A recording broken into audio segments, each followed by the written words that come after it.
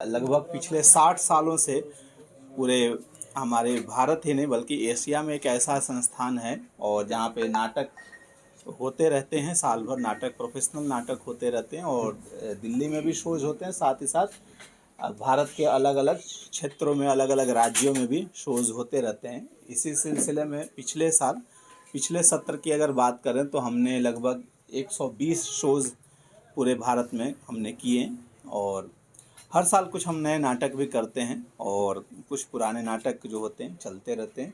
रंगमंडल में हमारे पास 20 स्थायी और 5-6 कॉन्ट्रेक्चुअल कलाकार होते हैं जो दिन भर प्रोफेशनल हो के बतौर प्रोफेशनल वो काम करते हैं।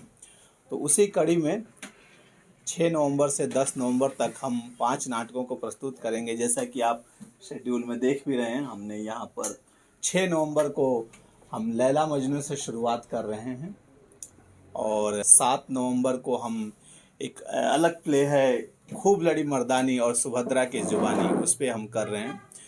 8 नवंबर को हम आपके समक्ष प्रस्तुत करेंगे एक संगीतमय प्रस्तुति, लाइव म्यूजिकल नाटक होगा ये, जिसमें बाकायदा गाने होंगे, संगीत होगा, जिसे एक्टर उसी समय ऑन स्टेज गाते हुए प्रस्तुत करेंगे, जिसका नाम है मायरी मैं कासे कहूँ। और फिर 9 को हम आपके समझ प्रस्तुत कर रहे हैं अंधा युग। ये अंधा युग के बारे में तो काफ़ी कुछ आप लोगों को पता ही होगा। ये भारतीय साहित्य की एक अमूल्य कृति है, धर्मवीर भारती द्वारा लिखित हुई। और 10 को हम एक हास्य व्यंग कॉमेडी नाटक ताजमहल का टेंडर कर रहे हैं, जिसे चितरंजन त्रिपाठी जी ने निर्देशित किया है, जो अभी हाल ही में राष्ट्रीय नाट्य विद्यालय के निदेशक में नियुक्त हुए हैं। आप लोगों को कल वो भी यहाँ पे पधार रहे हैं। और खुशी की बात यह है कि हम JNK आर्ट एंड कल्चर्स के डिपार्टमेंट का बहुत ही आभार व्यक्त करते हैं कि ये काम हो रहा है। एक ऐसी विद्या है जिसमें बहुत सारे रिसोर्सेस, बहुत सारे टाइम की ज़रूरत पड़ती है। लाइव आर्ट फॉर्म में फिल्म में क्या होता है कि हमने एक बनने के समय में एक पूरी ताकत लगती है और बनने के बाद फिर हम उसे कहीं पे भी सर्कुलेट कर देते हैं, लेकिन थिएटर में हमें हर बार उतनी ही एनर्जी, उतनी ही टाइम लगती है, क्योंकि वो हर बार आपके समक्ष उसी समय घटित हो रहा होता है, उसी समय प्रेजेंट किया जा रहा होता है।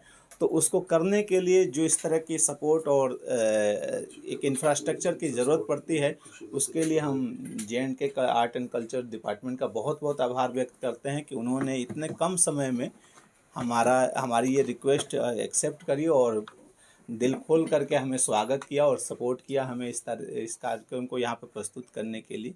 और इसी बीच हमारे पास हमारे जो चेयरमैन हैं परेश रावल जी, जो एक बहुत ही बड़े आर्टिस्ट हैं, थिएटर आर्टिस्ट भी हैं तथा बॉलीवुड फिल्मों के भी कलाकार हैं, वो भी यहाँ पर बतौर इस फेस्टिवल को शुरू करने के दिन हमारे साथ होंगे।